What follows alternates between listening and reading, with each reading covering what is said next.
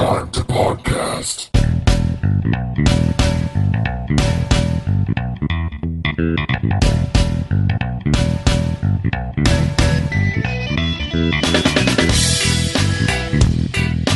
Welcome, everyone, into the Hypertime to podcast. And we are doing week 3 of our little Dwayne McDuffie / Milestone month. And today we will be talking about the back half of Dwayne McDuffie's life, featuring his time with the animation, a few of the books he also wrote as well, and sadly, the death and passing and his legacy, too. And to do that with me is my friend and co-host, Alan Muir. Alan, how are you? I am, well. That's good. These times, it's kind of hard to even say that sometimes. Yeah, I've been getting really back into Jedi Fallen Order. That game's perfect. Yeah, I've been debating whether or not to jump into it now that I have the Xbox and Game Pass. And I'm like, do I not? Just the time investment, whether or not I want to do that. Yeah. I mean, it is on Game Pass, and if you watched Clone Wars or Rebels, it's a love letter to both of those. What if I'm not a Star Wars guy at all? Would I still enjoy it? Yeah, there are elements of it that feel like it's a Star Wars game, but also a bit of a Metroidvania, and there are elements of God of War. It's a really fun time.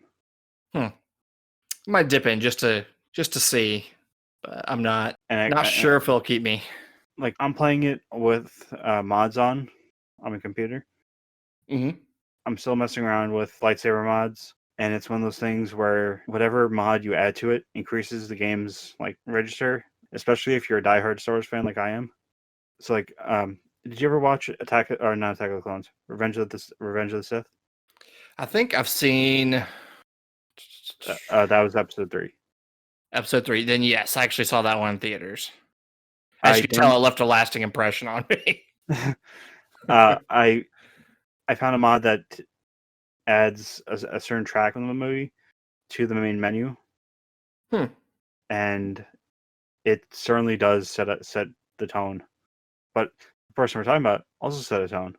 Yeah, so we're going to talk about something that, I mean, you mentioned Clone Wars. I should have jumped in there since it's animated as well. Yeah, we're going to talk about Dwayne McDuffie, and the first part will feature the animation side that he did after he left Milestone. And a lot of this stuff I don't have too much on. It's little bits and pieces here and there. A good chunk of what we're going to do today is probably just talk about kind of his legacy, how people viewed him, their thoughts on him. So a lot of this episode will have quite a bit of quotes and stuff, but just it's a sad one because you kind of see just everything that this man was capable of, and knowing that at the time of this that we post this episode, it will just be a few days away from what would have been his 59th birthday, and he had a long run still in him, and it's sad that it was cut off so early. And so we're going to talk about some of that stuff that he was able to do before he left us, and kind of the impact he left on the people around him. So we'll start in 1993. This was around the time Milestone started, and there was originally a show that was trying to get off the ground by Alan Burnett that was going to be about a Milestone team. Many of the Batman animated series creators were also Milestone fans, and so they were trying to get something off the ground that featured the Milestone heroes, and it didn't happen. But that would later push into what everyone is aware of in the Static Shock TV show. And that was also something that Alan Burnett kind of took charge in as well. And because of Dwayne's involvement, he brought Dwayne on board. I think it was episode 10, called Bent Out of Shape, which is when Dwayne started writing, at least periodically, for the show. Does that episode sound familiar, Alan? No, I have not gotten a chance to do my extensive rewatch in the 4 or 5 days left that the videos will be on DC Universe. I think for sure I'm going to try and watch all of the episodes that Dwayne had a part in, because I don't know if I'll be able to watch the whole thing with my schedule, but I'd like to at least watch some of the ones that one of the co-creators of the character was able to do with the cartoon show itself. So, but yeah, when approaching the cartoon, Dwayne kind of had to factor in several things. So, for instance, because it was a half-hour show as opposed to an ongoing series, and the audience typically skewed younger, they had to tackle it a bit differently than what they were doing in the comics. So while the feel of the character is the same, the topics had to be simplified. So, for instance, the cartoon isn't as violent. Certain ideas like politics that they were always working into the Milestone books is not something that was going to be a major talking point in the show. And so they would have similar themes, but they would tell it all differently. First and foremost, the thing that they wanted to get across with Static Shock is that they wanted not only the character, but the show in general to be fun. And I don't know if it is since I haven't really got to watch it, but Alan, I know you and Javon are quite fans, so I think they seem to accomplish that there. It left a lasting impact. Good. And hopefully the same thing can be said with whatever they bring out of Static in the future, too. So I just want to bring up something that I'm not sure. I don't think you have it in your notes. Sure. That there's sort of a connection from the show's beginning to DC Rebirth through one of the titles. When New 52 or DCU started in like 2014, they started a Cyborg book. Mm-hmm. At a certain point, I forgot who they originally got to write the book, but eventually Marv Wolfman took it back over, as he did with pretty much every other Teen Titans character. Mm-hmm. When DC Rebirth happened, and I went at WonderCon 2016, and they were basically selling people on the books. The writer for Cyborg was John Semper Jr., who worked on the Static Shock TV show. Oh, nice. And his run on Cyborg was really good. Like the way he approached the character. I'm gonna have to pick that up because Cyborg's one of those characters like I've always seen on teams. I haven't really seen him kind of on his own, so I've never been sure how well it's pulled off. So I'll take your word for it. I'll check that out. Yet, like the other, like the DCU version of the ongoing, like I think it was volume 2 or I think it was volume 2. Like volume 2, the third volume of Cyborg was taken back over by Marv Wolfman. Hmm. I think that John Semper only did about 6 to 12 issues, and compared to like the other books, which were bi-weekly, he spent like 6 to 12 months on the book. So, yeah, I'll have to give that a try. I know I've seen the book for sale from time to time, and I'm like, do I pick it up? Do I not? Maybe I need to stop doing that. And so, while McDuffie was on the show, there came a point where he was brought onto the Justice League animated show, and that was done after an injury that Paul Dini ended up getting with his hand, and he wasn't able to get the writing process down as well as he could. So they brought Dwayne on board and gave him a chance to write for the show. And as we all know, that continued to happen all throughout Justice League Unlimited and would later be throughout many of the movies as well. In fact, between the original Justice League show and what would become Justice League Unlimited, there was an idea that they had for a different series to kind of bridge the two. are you talking about Justice League and Justice League Unlimited?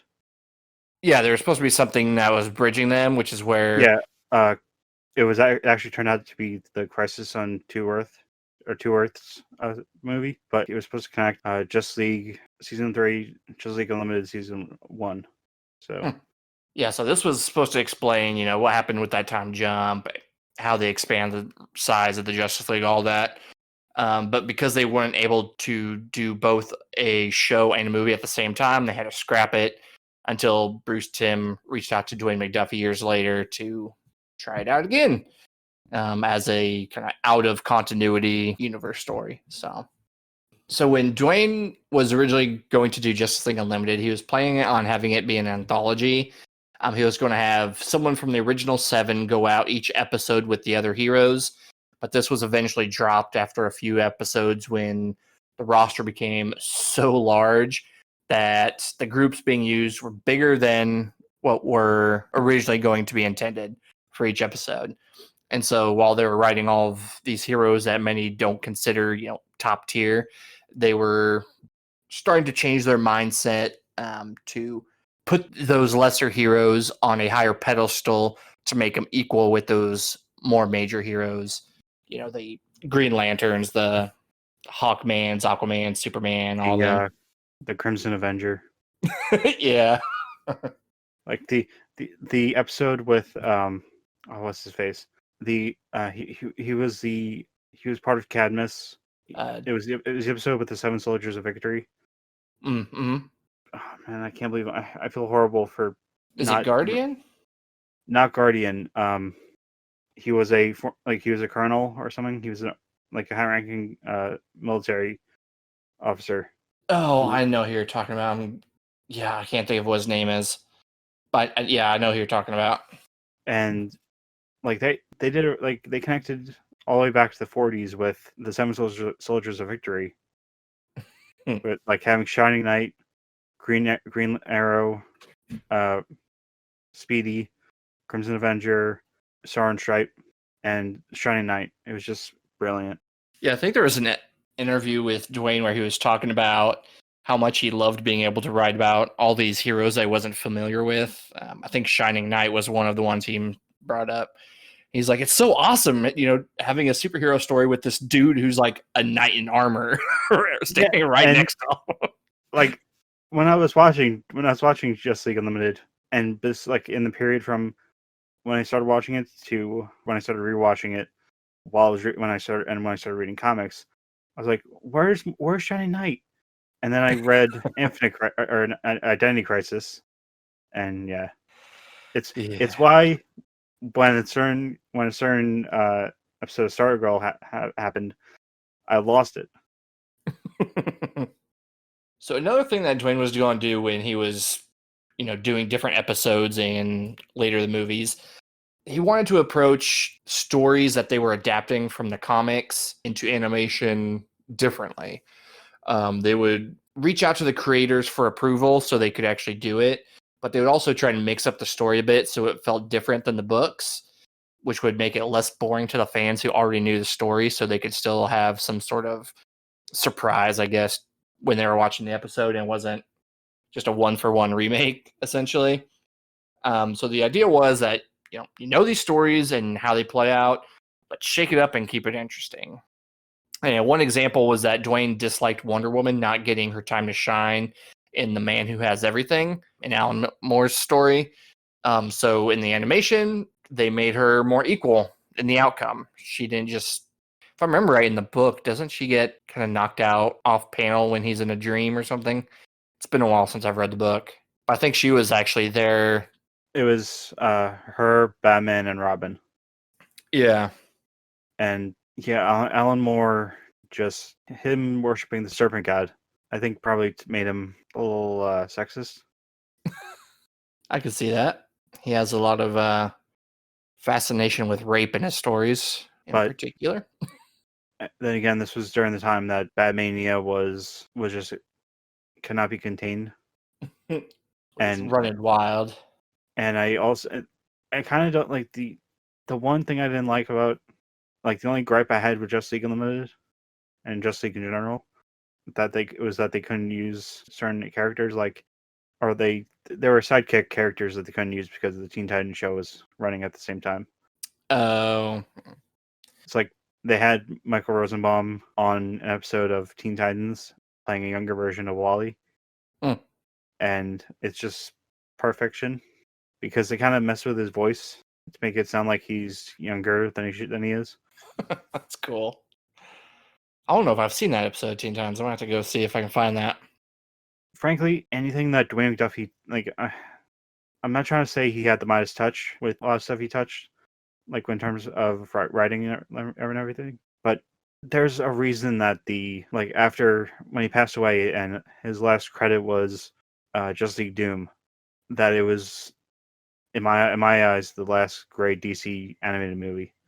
Yeah. I'm trying to think, didn't they reboot the whole animated universe after that? Or was it a few movies afterwards?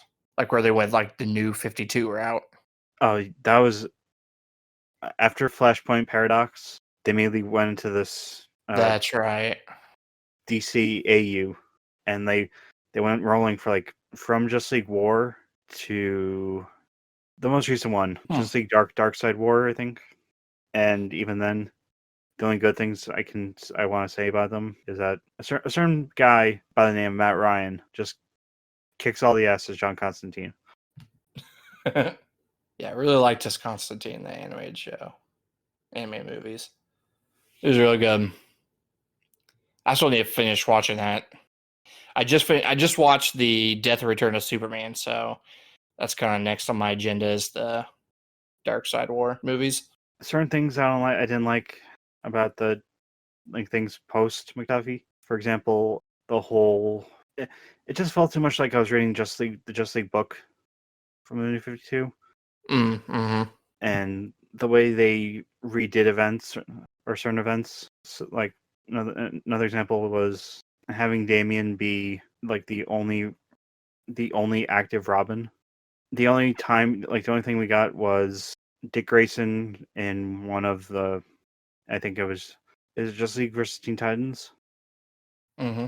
Because I remember one of them. It's gotten to the point where I can't watch DC animated, like the modern stuff. So I just watch DC Universe Abridged. And frankly, that's where I get my DC animated universe entertainment these days. I might need to do that because I'm so behind on all that stuff. So They had Superman be very what's the word? He's basically the way Cap was in the Ultimate Universe, like America First. They have Alfred as played by Sean Connery, or as voiced by Sean Connery. They had, I think, Lex Luthor and Green Arrow ran for president. I mean, just give the keys to the DC animated universe to those people, the people making DC Universe Abridged. Is it Team 4-Star? No, No. unfortunately. I was gonna say I know they've been doing a ton of Abridged stuff, so I wasn't sure if they were doing that one too. I mean, there's so much Abridged stuff out there. Like, yeah, I'll send you a link to the YouTube page where all that great stuff can be found. Okay. And now back to the episode. So while we're talking about some of the classic stories that they're telling, one of Dwayne's personal favorites was All-Star Superman, which was the last film that he was able to see to completion before his passing. But specifically with that book, so back up a little bit. Typically when they would look at classic stories that they could tell, they wanted to try to find a story that had both a good story itself and a hook. Some stories would have one or the other, and so they would have to piece together the part that was missing in a way that they could. But with All-Star Superman, Dwayne felt it had so much to pick from. So their idea was to take the core story, and then they could kind of take whatever they wanted to from what was around it to piece everything else together. And in doing so, they could also give it its unique flair.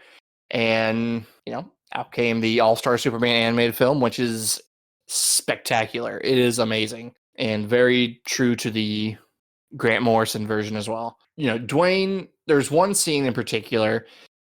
There's two scenes he really regrets not being able to put in there, but he felt it would just not fit. One was the scene that I think everyone knows where Reagan, the girl, is standing on the edge of the building, planning on jumping. That was one that he wasn't able to get in there, and he really regrets because he felt that was a scene that defines Superman perfectly. But it just didn't work with the story they were telling, so they had to leave that out. The same with the time travel as well. Another scene he wanted to put in there and just couldn't. So it's stuff like that he kind of had to work around, just kind of piecing together what would fit best in these movies. And I think he did a great job. I can't think of a single movie that was put out during his time that I look at and go, I don't like the pacing. I don't like how you chose this scene over this scene. And I think he did a great job. Him and everyone involved did a great job with that. But while we're talking about animation here, and this will be the last part, it's important we talk about the criticism he would get for using Jon Stewart over Hal Jordan in the shows.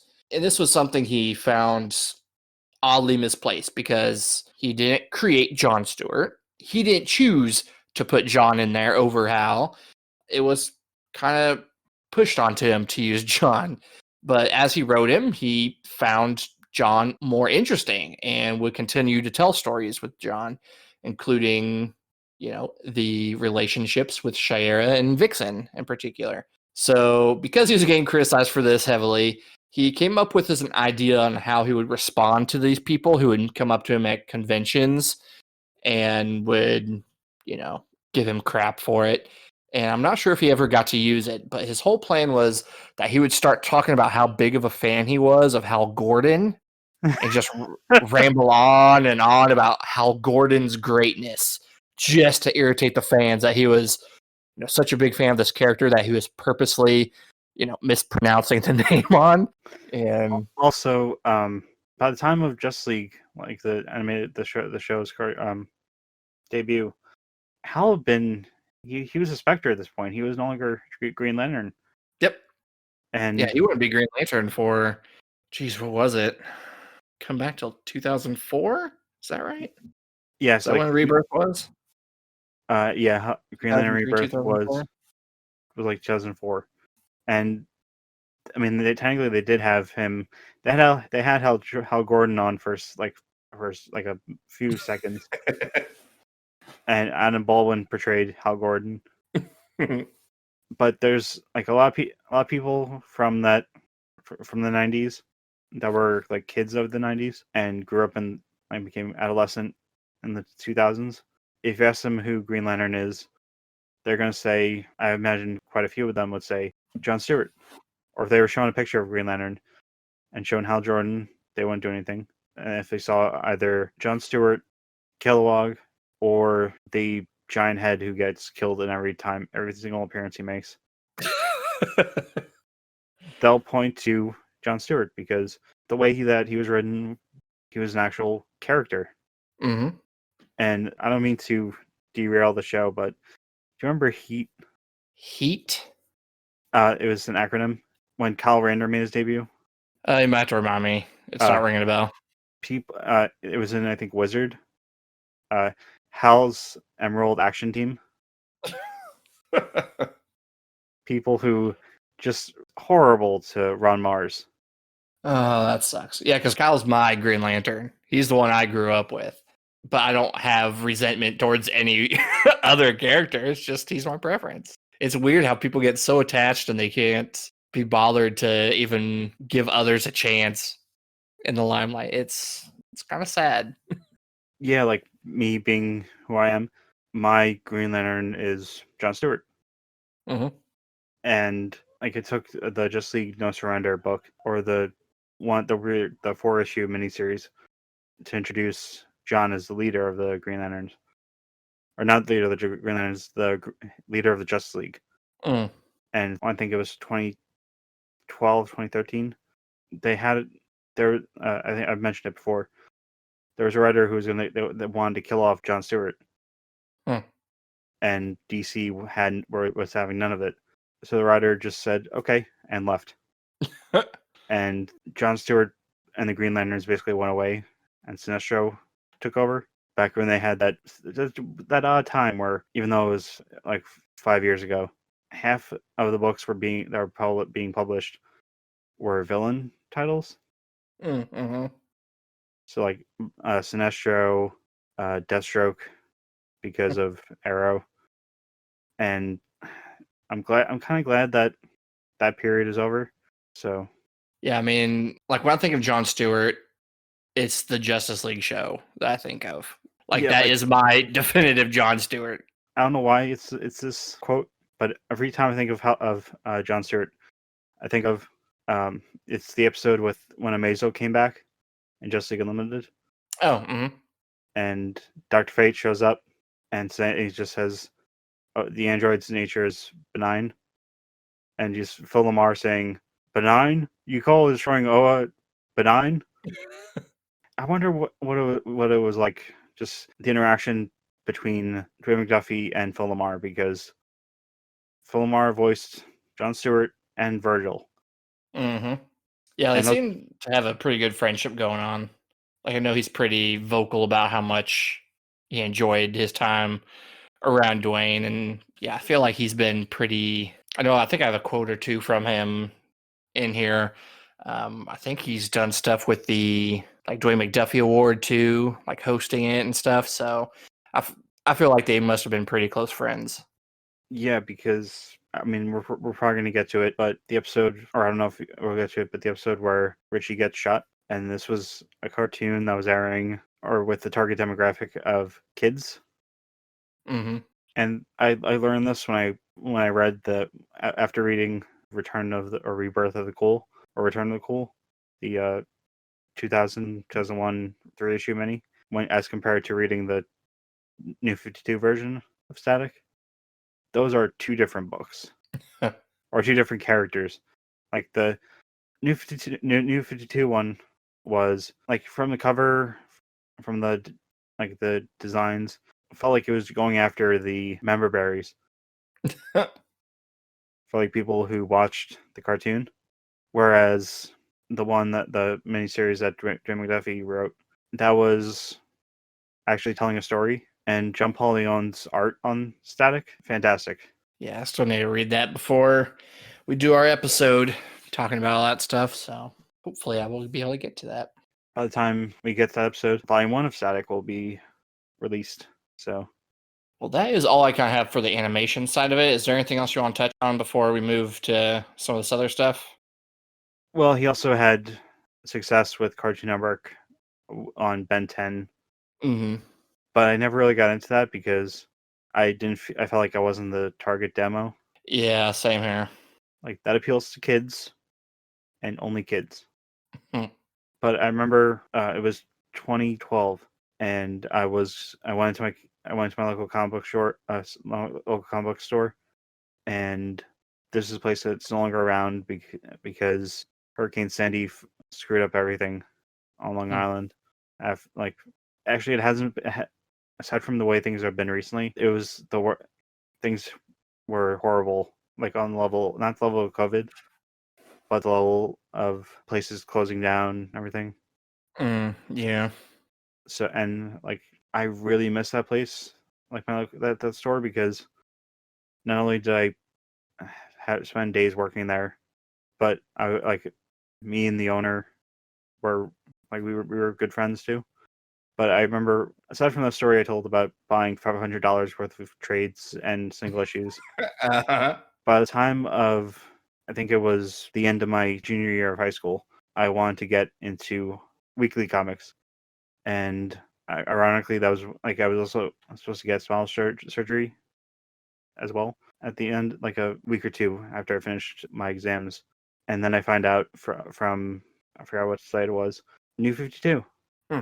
But I still read the books, and I still like I'm forgetting which, like it was early 2012, and the store was renting movies and games, which is how I got LA Noir, which I kind of regret,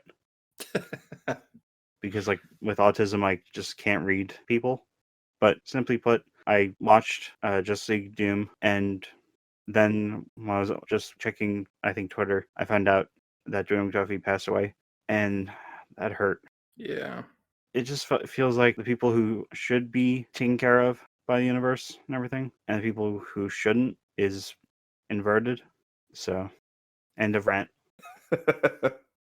End of rant, beginning of the comic talk of where he was post Milestone.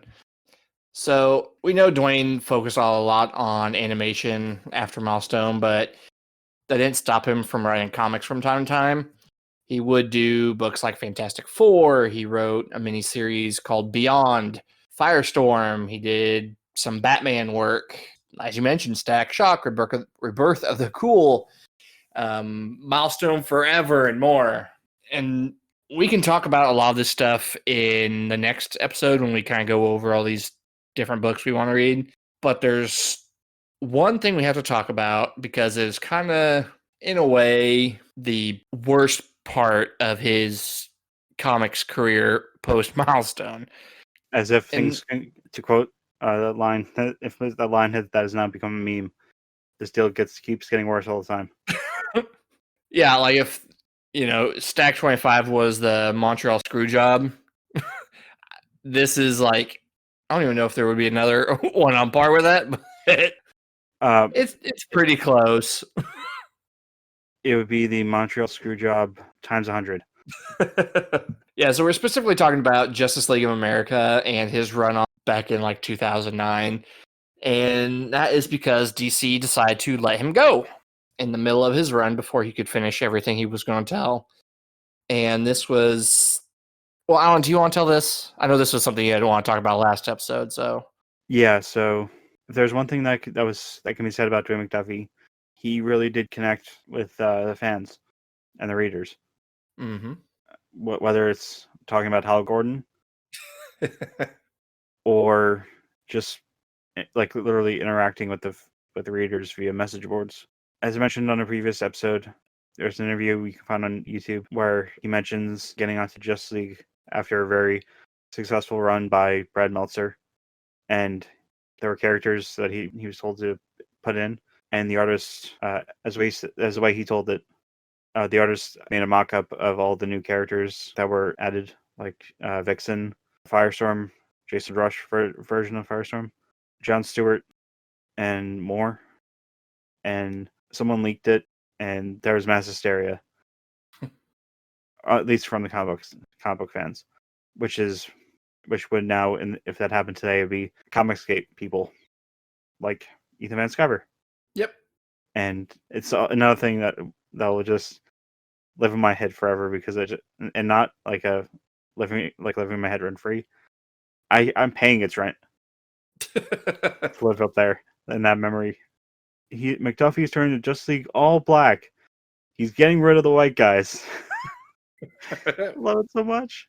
And then there's also his quote of the realities of being a black writer in comics, with him saying what he's constantly being told that he's trying to shove his agenda down people's throats, and he then adds, which sounds sexually charged to me.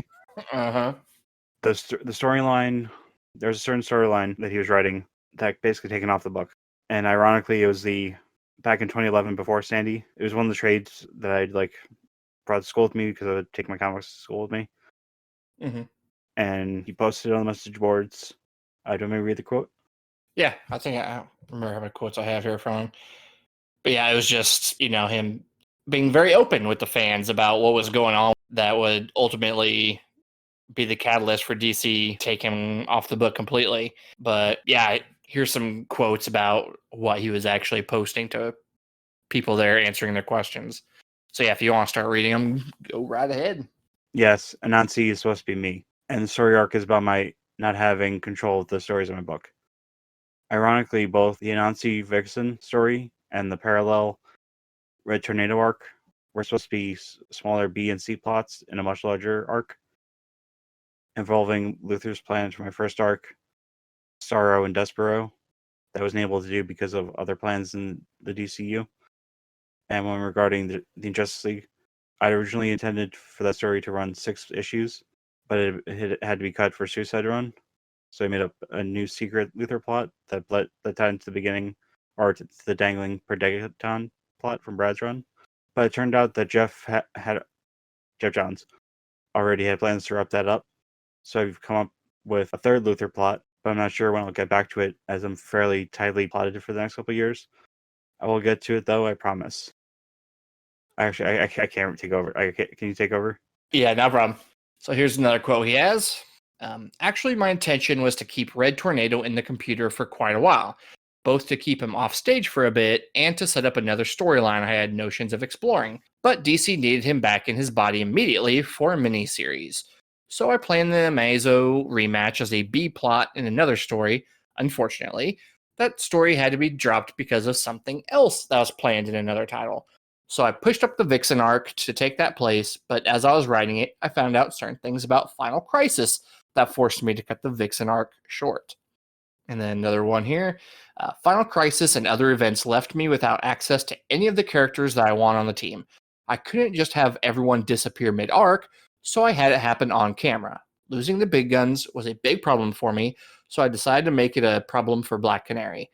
Fortunately, it also let me pull the trigger on the Hal Jordan League, which I've been either writing around or spinning my wheels to sync up with since my first issue on the book. And there are more quotes that can be found in the sources. There's a Wayback Machine link to a CBR article. So if you want to read more about some of the stuff that he was posting on those boards, please go check that out. So my question, because I think I know what he's referring to in terms of Hal Jordan League, was he referring to Cry for Justice, or what would become Cry for Justice? I think so, yeah. Because man, that is Yeah, that was a thing. yeah, man, I don't like saying bad things about James Robinson, because like I've loved practically everything he's wrote, like Starman, JSA, Justice Society, but having like a bunch of characters in a story literally yell out justice, Over and over again in the story. and then there's the whole thing with Roy losing his arm, Mm-hmm. and then his daughter. Yeah, I feel like it was around this time that people started to get wind of all the editorial interference that was happening behind the scenes. And I think it was also starting to affect many of the writers as well. But for the most part, a lot of that was kind of all rumors until, Dwayne in particular was very much bringing this to the attention of the fans. And that's something I've always appreciated. That's part of why I wanted to do this podcast, is because there's not enough stories of things that happen behind the scenes, because so much is supposed to be secretive. I've listened to an interview with Jeff Johns, and it's kind of unrelated to everything here, but there was something that really bothered me, is that he mentioned that he doesn't like really talking about anything behind the scenes in particular, and that bugs the hell out of me. Like, I love the creation process. I love knowing how characters are created and, what goes into thinking about how arcs are planned, and I love that kind of stuff. And so seeing like Dwayne lay it out here and knowing how much of it is supposed to be all hush hush, don't let anyone know that the editorial teams are screwing everything up for these writers. It's so frustrating. And I can see his frustration in it. And I like that he was able to put some of that into the book, because now it won't be much longer, I guess, but it was continuity in a way. That he basically threw DC under the bus for how they were handling things.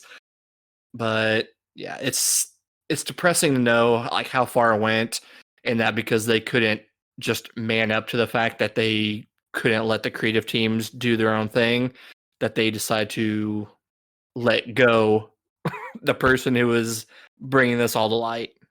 I hate it. Yeah, So I mean, I keep forgetting who. I'm trying to look up the whole what I was referring to with John Stewart during the 52. This is why I hate SEO. well, if you But want, I can move on while you look for it. yeah, Okay. And so, yeah, that Justice League thing kind of put it into all of his comic stuff for the most part. So I just kind of want to throw this in here because it's, this was an important part of his life. And that would be Charlotte, his wife, Charlotte Fullerton McDuffie. So Charlotte and Dwayne actually met up on a first date after being set up with Eugene's son, someone that I believe they both had worked with. I know Dwayne did for sure. I think Charlotte also did too. And beforehand, Charlotte knew nothing about Dwayne prior to meeting him. So she kind of planned on just a short, like hour-long date, and really had no idea what to expect. She wasn't familiar with Dwayne really up to this point. What was planned to just be a short little date ended up being a 5-hour-long session of them talking, I guess. So here's kind of something that she mentioned about who Dwayne was when she first met him. I wasn't familiar with Milestone or Dwayne's work with Justice League. I thought, okay, he's just this nice guy. We went out to lunch on a Tuesday. I thought, okay, I can have lunch with anybody for an hour. The joke is I was expecting him to be one of those superhero fanboys who doesn't have any other topic of conversation. Like, And then in Aquaman 547, I thought I'd be looking at my watch or that we would have nothing to talk about. So that Matt and Eugene sure are nice guys, aren't they? Yep, they sure are. But we hit it off like you wouldn't believe. I still don't believe it. I thought Eugene and Matt had fed him lines about what to say. Like, who is this guy? How do we know each other so well? We were hitting it off right out of the gate. Our first date lasted 5 hours. The restaurant was dimming the lighting, and the staff was going off shift, changing it for dinner. By the time we left, we joked we should have had our second date. Richard Feynman, my favorite physicist, came up in conversation. Dwayne did the gesture with his water glass that Feynman famously did in conjunction with the Challenger disaster and the O-ring failure. The fact that he did it and I recognized it, I was like, okay, this is crazy. And so they would continue doing their thing. And in 2009, they would get married. And shortly after, they would move in together into a new house. And I wanted to bring up Charlotte here because she is very important for something that comes on later down the road in terms of the legacy that she is trying to help solidify for Dwayne. But sadly, the next part I have is kind of what leads to that in both his death and kind of the impact he had on people. So before I get into that, Alan, did you find what you were looking for, or do you need me to keep going? Yeah, I found it. Okay. So this is from March of 2013. And it turns out actually I got the whole thing wrong. So have you heard of Josh Falkoff? Yeah. He was a writer on both Green Lantern Corps and Red Lanterns. And he mentions that there were editorial decisions about the direction of the book that conflicted with the story was hard to tell. And I felt that it was better to let DC tell their story the way they want. I'm grateful for the opportunity and almost working with the entire Green Lantern team. And he didn't exactly say what led to him leaving the books, but apparently a quote unquote high profile industry source said that DC asked him to kill off John Stewart. And Bleeding Cool also noted that at the time, the DC co-publisher Dan DiDio promised creators at a DC summit that any story arcs pitched to editorial will not be altered once, given the green light. So, yeah. And the thing is, it was bad week in general for DC. As Andy Diggle left his, he had one volume or one 6 issues of Action Comics, or maybe even less than that, and he left. Oh, that's right. He did have that short little stint on Action Comics before. And this, it included Chris Roberson, Greg Rucka, and Rob Liefeld. Yeah. And surprisingly, they have not tried to kill him off ever since then. And yes, basically two more creators departing DC books over editorial disputes. You would think it would come to their attention that maybe they should let the writers, the creative team, be the creatives on the book that they were assigned to, instead of supposedly create the stories that the people not writing the books are wanting them to tell. Yeah, it's as if that DC at the time wanted a puppet to write their story, or like ghostwriting. Yeah, or the thing that Ed Norton has in contracts apparently with every movie he does, they gets to ghost rewrite the script. Can you imagine what would have happened if he was never replaced him for Avengers? Oh man. Can you picture what that movie would look like? And I'm saying as someone who is a fan of both Mark Ruffalo and then Edward Norton, I think it'd be. I don't think it would have made all that money. I want to say he's hard to work with. I want to say I've heard that Norton's just someone people don't like working with. I could be wrong, but I don't know. So let's get to the part that is. I mean, we're talking about stuff that's depressing. So let's just rip the Band-Aid off. Yep, let's go ahead and just get to it. So, on February 21st, 2011, the day after he turned 49, Dwayne McDuffie died from complications during emergency heart surgery. His mother, Edna McDuffie Gardner, and wife, Charlotte, both survived by him. But, his death left a mark that I don't think anyone has been able to quite touch since then. Reading through all these different pieces after he died and articles that has quotes from different writers and everything. Nowadays I guess it was there too, but I wasn't really on it. But on Twitter now you see all these writers and stuff talk to each other, and for a long time there you didn't really see any of the interactions with all these different creative teams, unless I guess you were at cons or something. But and so seeing, or unless you, I don't know why I'm bringing it up, but I just have to because I just don't know how I feel about it. okay.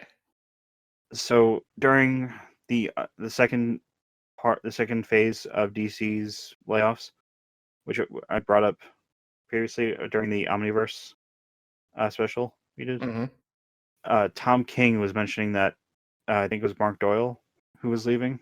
It's either Mark Doyle or someone else. Tom King said some things on Twitter, like compliments and stuff. And Tom Brevoort said, it was just a weird thing that Tom Brevoort kind of went after Tom King. I think I remember saying that. Like, that Tom was apparently hard to work with himself. And that he drove said person off, like, with abuse and stuff. I'd attempt to find the tweet, but Tom Brevoort is a madman on Twitter.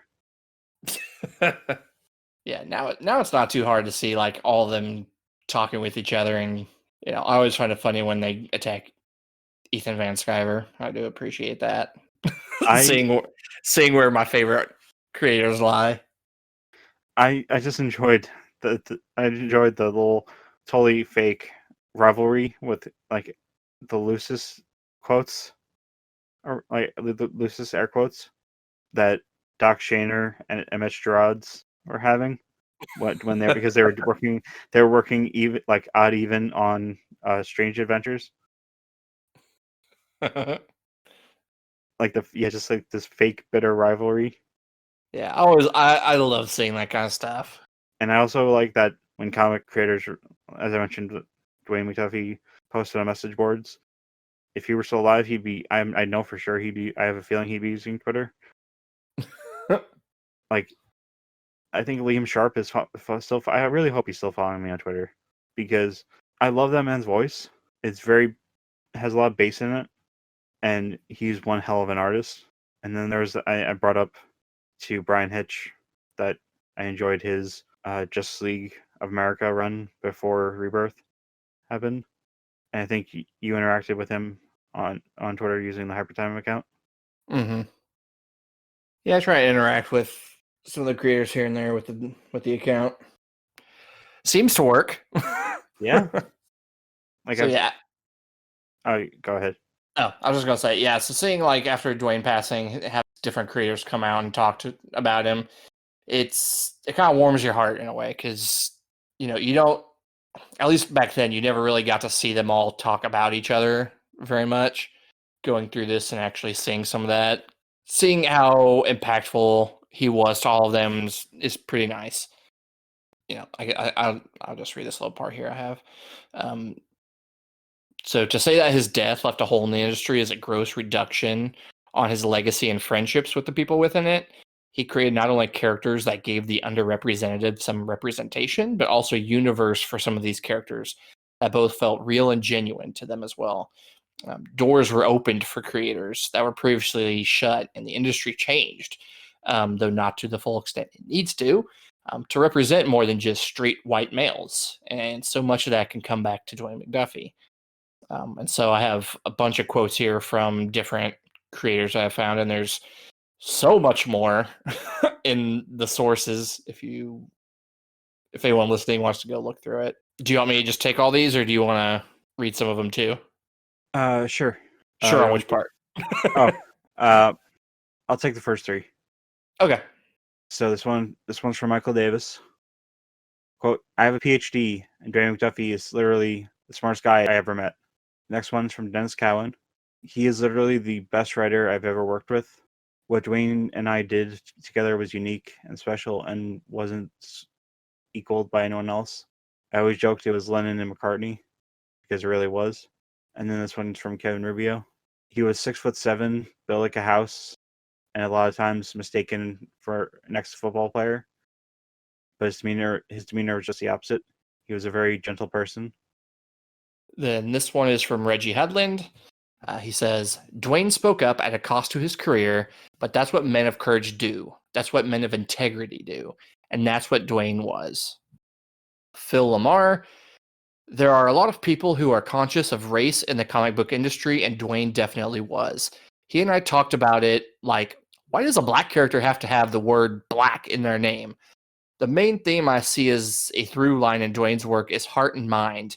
He was able to universalize the personal. Balharris says, I think his greatest contribution in a lot of ways was he showed a bunch of liberal New Yorkers that they really weren't doing enough to bring diversity to comics. It was amazing for an assistant editor when you think about it, because an assistant editor is supposed to be someone who'll Xerox and say, yes, sir. But Dwayne basically said, look at what we're doing. There's a large group of fans out there who are not seeing themselves. There are also, I just put a bunch of quotes in because I loved reading all of them. So Matt Wayne says, Dwayne's idea of a crazy weekend was he would go to a bookstore and buy 3 or 4 new books, a bunch of magazines, a box of cookies, and a gallon of milk, and go home. Mark Wade says, it's really fairly rare, even in an industry as tightly knit as ours, and I think as fraternal as ours, to find someone that everybody really likes. Charlotte says, he used to say that he was Superman and I was Batman. He said, that's why I'm always stressed out because I have a million different contingency plans. If this happens, I'll do this. If this happens, I'll do this. He said he's Superman. He has the ego the size of a planet, and that he can walk into any situation and assume his natural intellectual superiority, which carries him through. He said it with a smile, but I think he also meant it.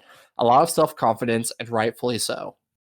Ivan Velas Jr., this is something that when I emailed him, he responded back with. He said, he was a mentor and had a real hands-on approach with all the talent and clear direction of each title. He was somewhat fatherly and used to joke about studying up on childcare to help with editing us. His ideas were strong, and he had the final say on things, and even when he didn't disagree, he was able to listen to arguments and new ideas and would implement them if it felt right. He was the best editor I ever had, which saddens me greatly since he spoiled me for everyone else.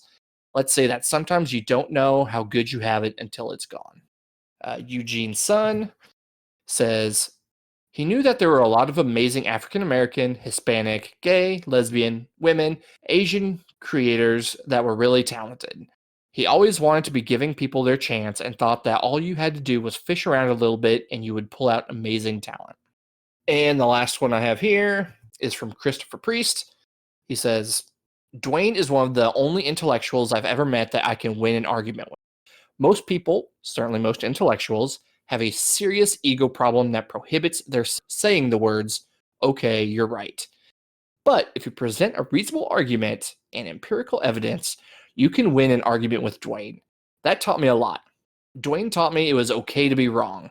Being wrong doesn't make you a failure or a loser. It costs Dwayne nothing, absolutely nothing, to say, okay, you're right. And that amazed me. So, yeah, he left quite an impression on people. And I would hope to God some of the people that know me could say stuff like that to me about me when I'm dead. But I'm definitely no Dwayne McDuffie, that's for sure. And so the next part here, I am going to kind of run down some of the awards and nominations he got throughout his career, some of which came post-mortem. So some of these include the Writers Guild of America West Animation Writers Caucus 4th Annual Animation Writing Award. In 2003, McDuffie would receive the Humanitas Award for an episode on gun violence within Static Shock called Jimmy. And the award is typically given to TV and film writers who promote human dignity, meaning, and freedom. He has 11 Parents' Choice Awards for comics he wrote throughout his career, 6 Best Editor Awards. In 1996, he won the Golden Apple Award through the Roper School for use of popular art to promote and enhance human dignity. He was nominated for the Writers Guild Award for his Justice League episode Star-Crossed. In 1995, he got 3 Eisner Awards for his comics, including Best Writer for Icon, Best Editor for Worlds Collide, Zombie and Shadow Cabinet, and the Best Continuing Series for Icon. He was nominated for a Daytime Emmy Awards for Static Shock. In 2008, Wizard Magazine readers voted him as favorite breakdown talent in their fan awards. And he won the Comic-Con's International's Inkpot Award in 2009. But probably the award I'm assuming he would be most proud of is something that came about after his death, and that's the Dwayne McDuffie Legacy Award for Diversity in Comics. So the first Dwayne McDuffie Legacy Award for Diversity in Comics was presented in 2014 at the Long Beach Comic Expo. It had been in the works for several years and was originally thought up by writer-actor Neo Edmond. Every year at the Long Beach Comic Expo in February, an award is typically given to one of 5 finalists chosen by a selection of comic and animation professionals after an initial submission period. And the award is meant to honor not only Dwayne McDuffie in name, but what he stood for, which is diversity and inclusion in comics. So some former winners. In 2015, MFK by Nyla Magruder. 2016, Miss Marvel by G. Willow Wilson and Adrian Alfona. Marvel Entertainment. I guess I'll put the publication there. 2017, Upgrade Soul by Ezra Clayton Daniels. 2018, Leon, Protector of the Playground by Jamar Nicholas. Kids Love Comics. And 2019, Archival Quality by Ivy Noel Ware and Christina Stewart, and that's Oni Press. And so, given the problems in 2020, this is something that Charlotte McDuffie gave regarding the award. Given our initial COVID delay this spring and now the current timing, we've done a lot of soul searching about launching a pop culture contest amidst such serious civil unrest. Whether it would have been frivolous at best, opportunistic at worst, we decided that Dwayne would have been resoundingly, unquestionably on the side of having this inclusive award in his name not only be continued uninterrupted despite all the events so far in 2020, but that it be announced right now during this impressive worldwide demand for long overdue change. We as a society, as human beings, as beings who are all human, desperately need more diverse voices and content in our collective media. We have always needed this. If not now, when?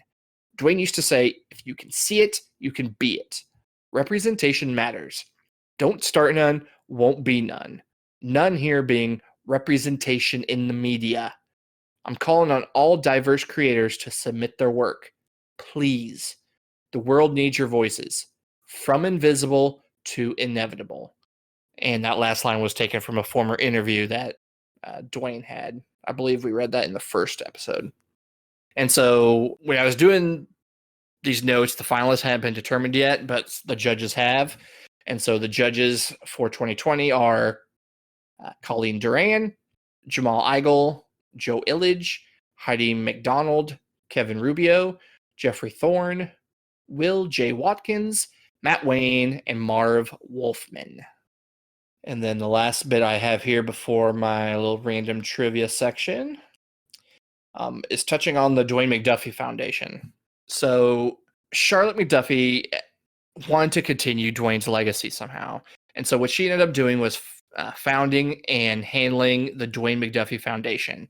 And this came upon almost immediately following his death when family and friends and fans, companies were all trying to find ways to make charitable donations in Dwayne's name.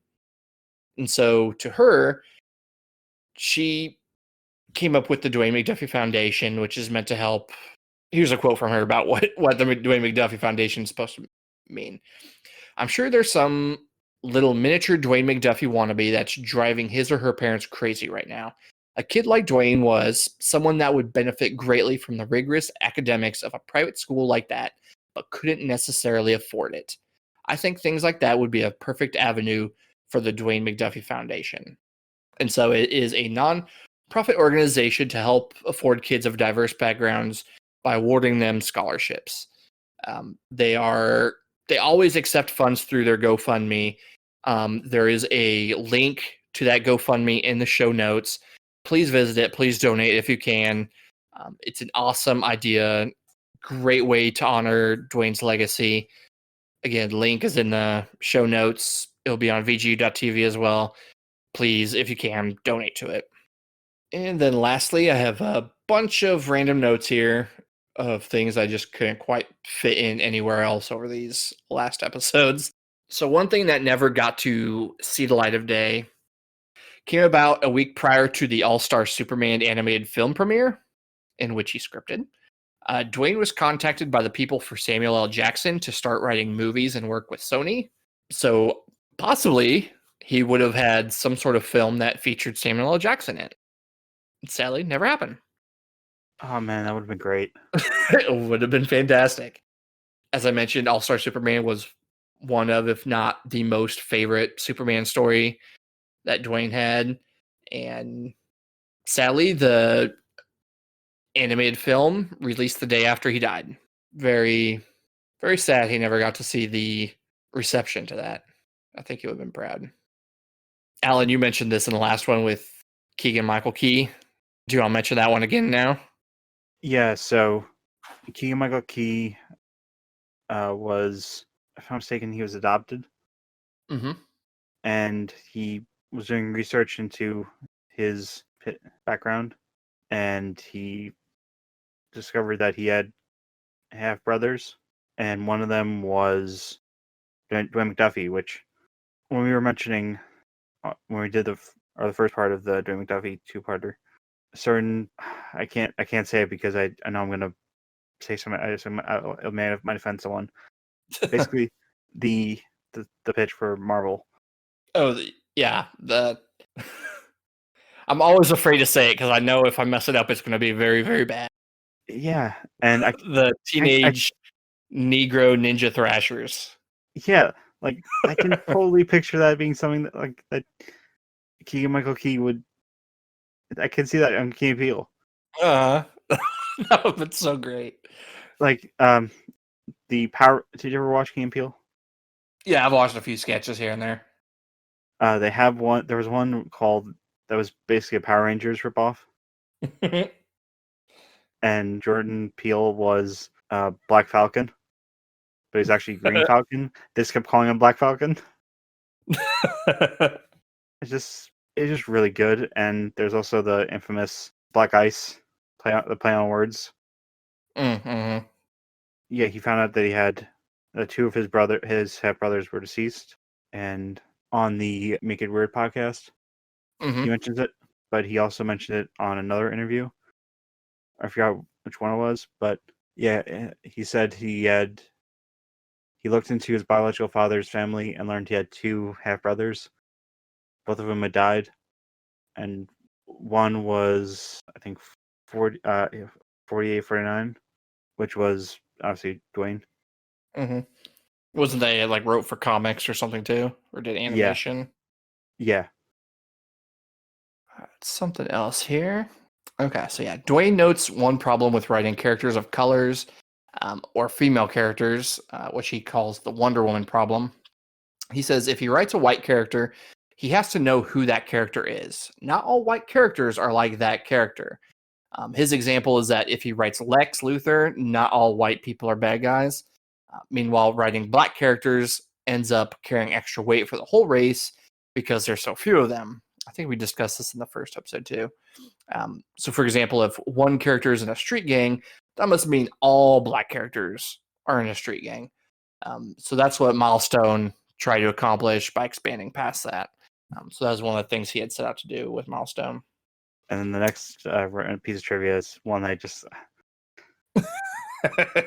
I'm still a little confused by how the confusion was made. Yeah, I'm not really sure. So this is one of the things you could find on that Dwayne McDuffie Wayback Machine that Eugene's son was posting stories about that Dwayne had told him and stuff. So apparently Dwayne had once met Halle Berry. And this was, I think, right either when she was starting to get big or right before she got big, something like that. So Dwayne was a big Star Trek fan and was able to go to the premiere of Star Trek VI, The Undiscovered Country, based on a friend saying he could get in. However, that ended up not being the case. So instead, he decided to sneak into the premiere. Halle Berry, who I said still making a name for herself at the time, walked in with a friend and a few rows ahead of him. Now, they took note to Dwayne, which is something he wanted, because if he was found out to not be in there with a pass, he would be kicked out. He figured out why they kept looking, and it was because they thought he was Michael Dorn. No matter what Dwayne said to convince her otherwise, it just ended up pissing her off because she knew without a doubt that he was Michael Dorn. And she even mentioned to him that she had a crush on Michael Dorn at one point. But because he pissed her off to no end, just lying to her the way he was, she now thought he was a complete jerk. And that because Dwayne was being such a jerk that she no longer had a crush on Michael Dorn, essentially. And so this was made worse when Michael Dorn actually did show up in the film during a trial scene. And so Halle Berry stood up and started yelling at Dwayne about being in the movie, which he responded by saying, "Sit down," only to cause her to storm out of the premiere. And so, Dwayne would end up working with Michael Dorn years later on Justice League Unlimited when he was Calabac, and told the story to him. And he thought it was hilarious, though, this potentially ruined his chance at ever being with Halle Berry. So he decided to do in his best Klingon voice. Alan, you're a bigger Star Trek fan. Do you want to do your Klingon voice? And I've killed men for less than that. Yeah, just a great little story about him pissing off Halle Berry for not being who she thought he was. So people often joke about Green Lantern Jon Stewart having the same name as the comedian and Daily Show former host Jon Stewart. And so in an episode of Justice League Unlimited, Jon is shown staring at some space debris floating by the Watchtower. And Dwayne originally tried to work it in because everyone always made the joke where Jon would say, "There it is, folks, your moment of zen," to, give it a little nod to the Daily Show host. But it was cut because apparently he was the only one who felt the joke could be used since everyone already knew it. So that never saw the light of day. So there's an issue that came out this year, the Green Lantern 80th anniversary, 100-page super spectacular, because they can't just make the name simple, in which Dwayne's wife, Charlotte McDuffie, and former Milestone artist Chris Cross wrote a story called Reverse the Polarity. And this would feature a team-up with Jon Stewart and Hawkgirl. And this whole thing was a nod and tribute to her husband and his work on Justice League Unlimited. And there's even a substance in there, I think it's called Milestonium, which is a nod to, obviously, Milestone Media. So if you haven't read that, please go read it. It's a really good story, and it's a nice little carryover from the Justice League Unlimited series. I mean, I I would, but have every copy of it I have is bagged and board and hide in in a container, like a separate container. Yeah. I'm kidding. Well, sort of. I do have every copy I have is a variant that has been bagged and board. Yeah. Don't pull those out. Keep them in good shape. So last thing I have here is Christopher Priest had a run on Steel between issues 34 and 52, in which he wrote John Henry as Dwayne McDuffie, basically. So this is what Christopher Priest has regarding doing that. He says, Dennis and I were Tuckerizing him somewhat in Steel. If you want to know Dwayne, read Steel 34 to 45 or so. At least that's my interpretation of him. I swear Dennis was drawing him. I called Dennis and said, hey, are you drawing Dwayne? Dennis said, no, don't be ridiculous. Then I'm sure he got off the phone and proceeded to draw Dwayne. Oh, that's great. So, yeah, that's basically everything I have. The last thing I have is just please go read the sources between all the quotes, all the stories that Eugene Sun wrote on the Dwayne McDuffie site on the Wayback Machine. There's a lot of cool stuff out there. One of the things that they noted was that Dwayne McDuffie has a second birthday on January 1st, which came about because he never changed his birth date on, like, I think it was Facebook. And so when January 1st would come around, people who should have known his birthday or didn't know his birthday would all celebrate his birthday on that day. So it just kind of became an inside joke that his second birthday was on New Year's Day. Or the story I'm not going to tell here about him heckling a black woman for criticizing him dating a white woman. That's on there as well. So there's a ton of stuff in the sources. If you care at all about Dwayne McDuffie, please go through it. It's a lot of cool stuff. But that's all I have, Alan. Is there anything else you want to talk about before we end this episode here? Basically just saying that I just want to say that Dwayne McDuffie has a legacy that I'd say something like he's the Black Stan Lee or the Black Jack Kirby, but Dennis Cowan said that was an interview when asked about like diversity in comics, and like I don't remember which character he was referring to. I think it was either it could have been Miles Morales or Ironheart or a different character, but it's better for them to be something of their own rather than another take on someone else. Mm-hmm. So Dwayne McDuffie was an icon, no pun intended, and he left a mark that will be his work on comics and animation and just writing will be remembered for as long as there are comics and people who will read them. Yeah, I think we've said a lot about Dwayne over the last 3 episodes. I think a lot of the biggest names that this industry has, a lot of it is because of the stories they've written. And while Dwayne has plenty of fantastic stories he's told, during his time in comics, his impact is beyond that. It's people changed the industry based on the stories they told because the stories had to change to keep the audience around. But Dwayne told stories not just to keep an audience around, but to bring in a new audience. And it was an audience that was often not relating to what comics was doing. He changed the industry in a way that no other writer or creative person had up until this point. You do have the Jack Kirby's, you do have the Stan Lees, the Steve Ditko's, and all this, but while they were just creating characters just to have another hero in a book, Dwayne was creating. I mean, he had help. I don't want to put anyone it was like a part of Milestone or anything, as second fiddle to him. But, he helped create a universe of people who for decades had been ignored in the comics medium. And he continued to give those people a voice. He continued to give them a face to see, to hear, in the books. And I don't know of many people who can say the same thing that he was able to accomplish in, God, what was it, 20 years, basically? Yeah. I mean, he had such a huge impact in ways that no other writer has been able to do. And he did it in less time, with far more controversy, far more barriers in his way. And I don't know if people will remember his stories so much as they will, a Grant Morrison or Alan Moore, any of what are, considered the top writers in the industry. But he shaped the industry in a way that none of them have ever been able to do. And I think that should be part of what people remember Dwayne by, is that he gave people that did not have representation. We've used that word a lot.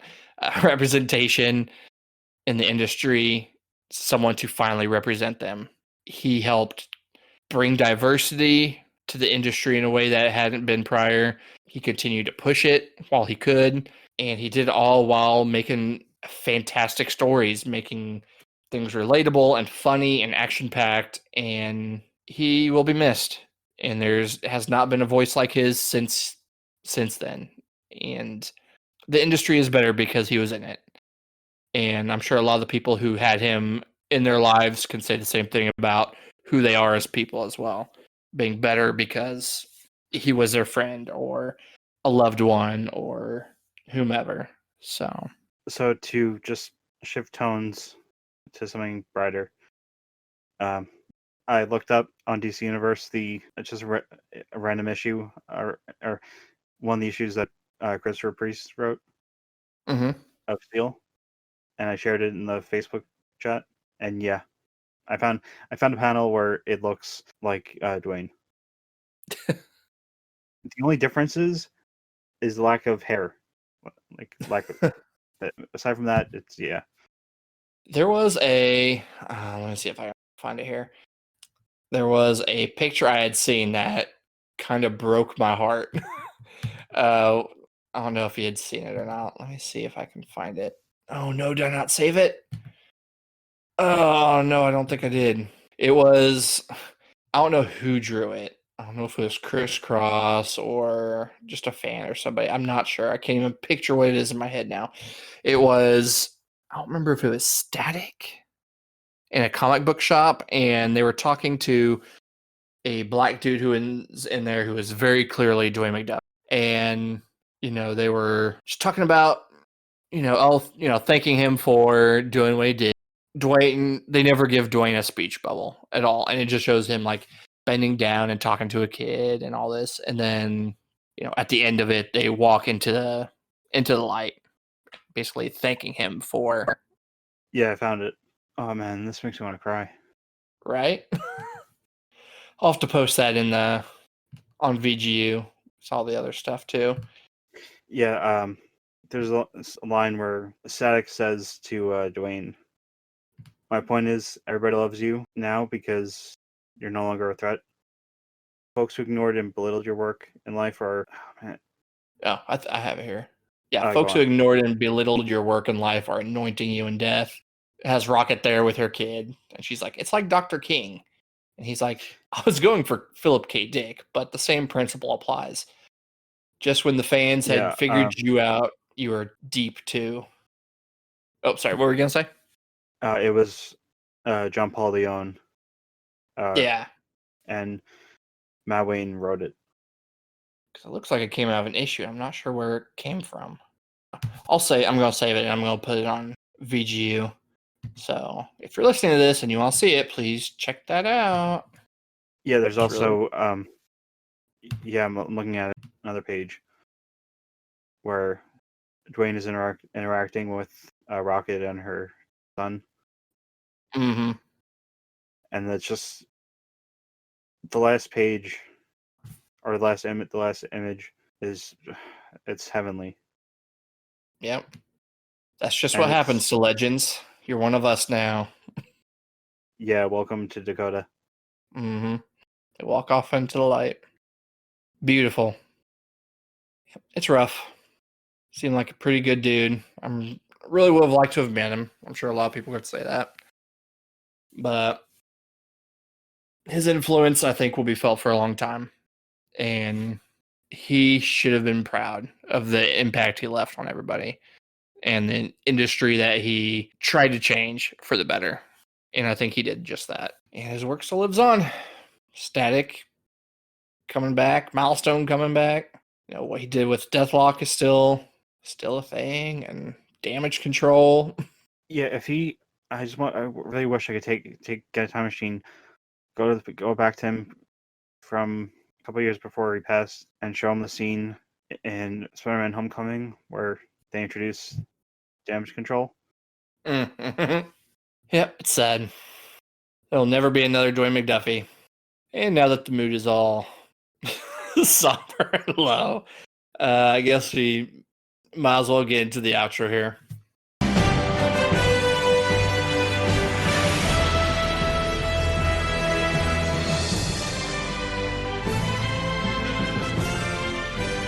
please rate and review on whatever service you listen to podcasts on.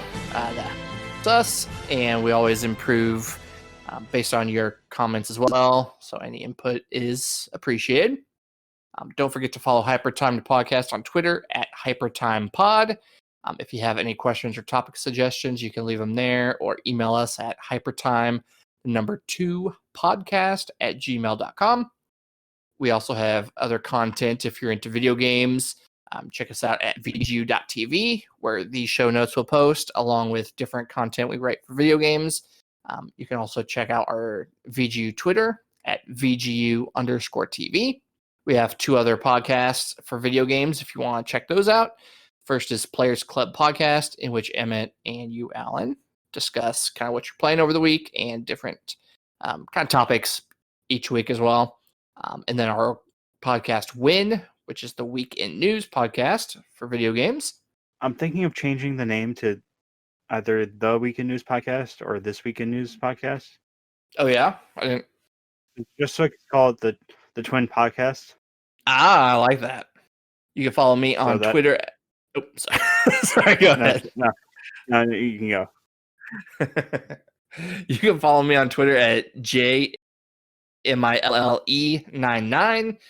Alan, where can they follow you at? They can follow me on Twitter at the Alan Muir. That's ALLANMUIR. And it's time for Alan's tweet of the bye week. this one is just very simple, bare bones. Characters I think too much about. It's just a picture of Fives from Clone Wars. Yeah, it's funny how like some of those small characters you just can't stop thinking about. Well, I wouldn't say he is a small character. He nearly exposed everything. He's the one character in the show that I think everyone in Star Wars loves. The character has a face tattoo or a head tattoo of a 5 on his forehead. Oh, jeez. Or kind of like on his temple. So you'd expect people to rag on a character like with a tattoo on his head, and there are multiple clones with tattoos on their head, on their face. One literally of the tier, but yeah, don't go, Josh. Don't go looking up Star Wars 5s because you'll get spoiled for. You get a pretty massive spoiler that is like 6 years. Building. So, hey, you do have Disney Plus because of the Game Pass. Yeah. At some point, I need to get through and watch all that stuff. I know my son, I think he would like some of the Star Wars stuff, but just haven't. Yeah, Clone Wars is a quote-unquote kids show and is quote-unquote for kids. Rebels is a kids show that adults can enjoy, and Star Wars Resistance is a kid show. Just that's the hierarchy. Is there one you think is better than the rest? Well, Clone Wars for the first 6 seasons is a bit of a work to progress because of how the animation is. The 7th season, which is only I think 12 episodes, is some of the best animation I've seen ever. Rebels is basically. Have you ever seen the Star Wars concept art that Ralph McQuarrie did from for the original films? Maybe. He Star Wars Rebels is that the design is to honor Ralph McQuarrie, like in his view of the Star Wars world, and they bring things back into canon like Thrawn and other stuff from the EU. Or sorry, Legends. So if I had to give a watch order, Clone Wars, Rebels, and Resistance. But then again, that it sort of comes off as quality. So, well, I have Christmas break coming up, so maybe I'll be able to sit down and watch at least some of it. I don't know if I'll be able to get through 7 seasons, but Well, they're about 20 minutes or 22 minutes per episode. Have to give it a try, maybe. See if the animated shows will make me a Star Wars fan that the movies didn't. Well, actually, here's the thing: the Clone Wars show will make you care about Anakin, and they have his character gets more development in that than he does in the prequels. And with Rebels is set during the time of the original trilogy, and they get really talented people, like they get legends. I know I keep overusing that word, legends, but they got Tom Baker to be on the show back when it was running. Like, they got the Fourth Doctor, a man that impacted a generation, and it's wonderful. It has never been a better time to be a Star Wars fan. Especially with all that news that just dropped from the Investor's Call. You want Star Wars, you'll get Star Wars. 10 Star Wars shows. Or 10 Star Wars stuff. You want your Obi-Wan show? You got it. And here's Hayden Christensen. You want Andor? Well, this isn't Star Trek, but you get Cassian Andor. You want more Gina Carano? No. I was gonna, no, I'm good, thank you. Yeah, I've apparently people are dunking on the name of that show because the name Rangers of the New Republic sounds like Army Rangers. Sounds like a power metal band. Well, I know you have a podcast tomorrow, so let's go ahead and wrap this up. That way you're not dying tomorrow on Win. So yeah, we have to cover. Well, there's gonna be hype for Mass Effect. And Dragon Age. Yes. So I feel like I can just say Raoul take it away with Mass Effect, and he'll talk for like an hour. And then he'll do the same thing with you for Dragon Age. Yeah.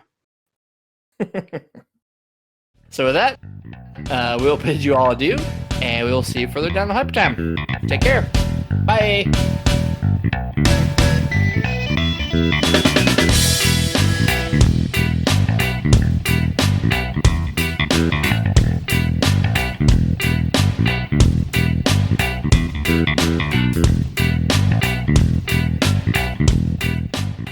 This has been a VGU.TV production. For all of the hottest hot takes and other opinions on video games, music, and a lot more, tune in to VGU.TV.